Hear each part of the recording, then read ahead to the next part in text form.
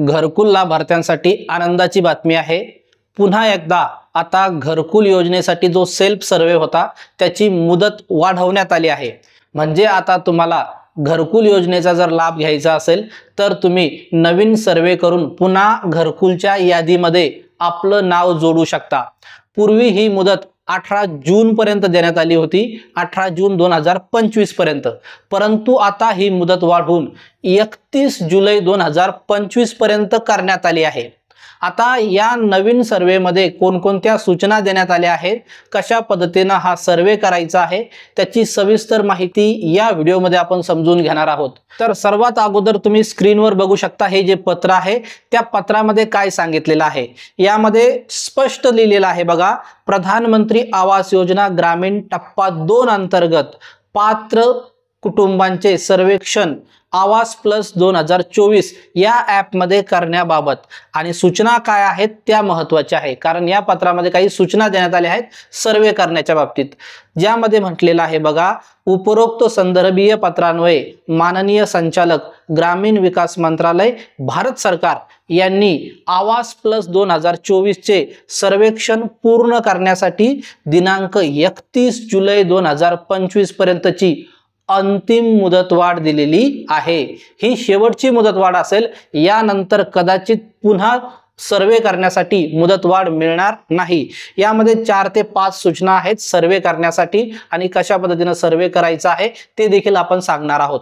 सगळ्यात अगोदर बघा, आपल्या जिल्ह्यातील आवास प्लस 2018 मधील प्रतीक्षा यादीत म्हणजेच प्रायोरिटी लिस्ट मध्ये समाविष्ट न झालेलं, म्हणजे ज्या लोकांचं यापूर्वी घरकुल योजनेच्या यादीमध्ये नाव नाहीये अशा लोकांचं, किंवा ऑटोमॅटिक सिस्टीमद्वारे जे अपात्र झाले होते 2018 मध्ये सर्वे करून देखील त्यांची नावं सर्वे मधून उडाली होती किंवा त्यांचं नाव रिजेक्ट झालं होतं, अशा सर्व कुटुंबांचं परंतु ते जे कुटुंब आता पात्र आहेत घरकुल योजनेसाठी अशा सर्व कुटुंबांचं 31 जुलै 2025 पर्यंत सर्वेक्षण पूर्ण करून कोणतेही बेघर कुटुंब या सर्वेक्षणापासून वंचित राहणार नाहीत याची दक्षता घ्यायची आहे, असे सर्व जिल्हा परिषदांना आदेश देण्यात आलेले आहेत। कोणाकडून? राज्य व्यवस्थापन कक्ष, गृहनिर्माण कार्यालय, महाराष्ट्र शासनाकडून।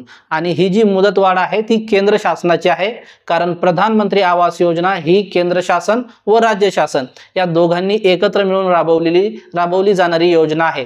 आणि सर्व प्रवर्गातील सर्व कॅटेगरीतील जनरल असेल, SC ST OBC अशा सर्व कॅटेगरीच्या लोकांना प्रधानमंत्री आवास योजनेतून लाभ मिळतो। परंतु जे फक्त मागास प्रवर्गातील जे लोक आहेत, ज्यांना रमाई आवास योजना असेल, शबरी आवास योजना असेल, अशा विविध योजनेतून राज्य शासनाच्या घरकुल योजनेतून लाभ मिळतो, परंतु जे जनरल प्रवर्गातील असतात, ओपन कॅटेगरीतील असतात अशा लोकांना इतर घरकुल योजनेचा लाभ मिळत नाही। त्यांच्यासाठी फक्त एकच योजना आहे, ती आहे प्रधानमंत्री आवास योजना ग्रामीण। आता जर प्रधानमंत्री आवास योजनेतून जर तुम्हाला लाभ घ्यायचा असेल तर अगोदर तुमचा सर्वे व्हावा लागतो, सर्वेच्या यादीमध्ये तुमचं नाव असेल तर तुम्हाला घरकुल योजनेचा लाभ मिळेल। त्यामुळं तुम्हाला आता ही 31 जुलै 2025 पर्यंत मुदत देण्यात आली आहे आणि या मुदतीमध्ये जर तुम्ही सर्वे केला तर तुमचं नाव येणाऱ्या काही दिवसामध्ये घरकुल योजनेच्या यादीमध्ये जोडलं जाईल। यामधला जो तिसरा मुद्दा आहे तो खूप महत्त्वाचा आहे, ज्यामध्ये म्हटलेलं आहे की जिल्ह्यातील सर्व पात्र कुटुंबाचं 31 जुलै पर्यंत सर्वेक्षण करण्यात यावं। आणि जो चौथा आहे त्यामध्ये एक महत्त्वाची सूचना सांगितलेली आहे, ती अशी आहे की सेल्फ व असिस्टेड द्वारे ज्या कुटुंबांना सिस्टीमद्वारे फ्लॅग्ड केले आहे अशा कुटुंबांचे चेकरद्वारे व्हेरिफिकेशन करण्याची कार्यवाही 31 जुलै 2025 पर्यंत करण्यात यावी। आता बघा, ज्या लोकांनी सेल्फ सर्वे केलेले आहे किंवा ग्रामसेवक म्हणजे ज्याला आपण असिस्टेड सर्वे म्हणतो, ग्रामसेवक तर्फे जो सर्वे केला आहे त्या सर्वेमध्ये जर काही चूक झाली असेल तर सिस्टीमद्वारे अशा सर्वेंना फ्लॅग केलं जातं, म्हणजे अशा कुटुंबांना, त्या लाभार्थ्यांना फ्लॅग केलं जातं। आणि फ्लॅग केल्यामुळे काय होतं की ते कुटुंब सर्वेक्षणातून बाद होतं। आता जर एखादं कुटुंब सर्वेक्षणातून बाद होत असेल तर त्यांच्यासाठी देखील या ठिकाणी मुदत देण्यात आली आहे की चेकरद्वारे जे कुटुंब फ्लॅग करण्यात आलेले आहेत अशा कुटुंबांना 31 जुलै 2025 पर्यंत चेकरद्वारे त्याची तपासणी करण्यात यावी।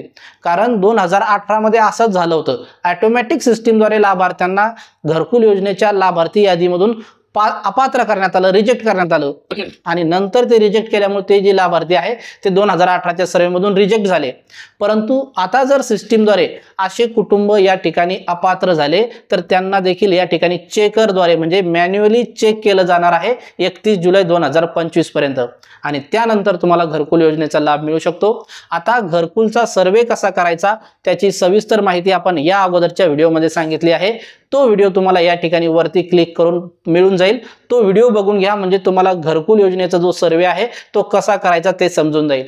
त्या व्हिडिओमध्ये मागच्या जुना व्हिडिओ असल्यामुळे त्यामध्ये मागील मुदत सांगितली असेल की 18 जून पर्यंत आहे किंवा 31 मे पर्यंत आहे, अशा प्रकारच्या तारखा त्यामध्ये सांगितल्या असतील। परंतु तुम्हाला चिंता करण्याचं कारण नाहीये, तुम्ही तो संपूर्ण व्हिडिओ बघून घ्या, त्यामध्ये सविस्तर पद्धतीने सांगितलेलं आहे की घरकुल योजनेचा सर्वे कसा करायचा किंवा डिस्क्रिप्शन मध्ये देखील लिंक आहे घरकुल योजनेचा सर्वे करण्याची। कशा पद्धतीने जो आवाज प्लसचं जे ॲप आहे, आधार फेस आरडीचं ॲप आहे, ह्या कोणकोणत्या गोष्टी तुम्हाला इन्स्टॉल करायच्या आहे आणि कशा पद्धतीने सर्वे करायचा आहे याची सविस्तर माहिती त्या व्हिडिओमध्ये सांगितलेली आहे। आणि अशाच महत्त्वाच्या व्हिडिओसाठी आपल्या चॅनलला सबस्क्राइब करून ठेवा। धन्यवाद मित्रांनो, पुन्हा भेटू अशाच एका नवीन व्हिडिओमध्ये, तोपर्यंत जय महाराष्ट्र।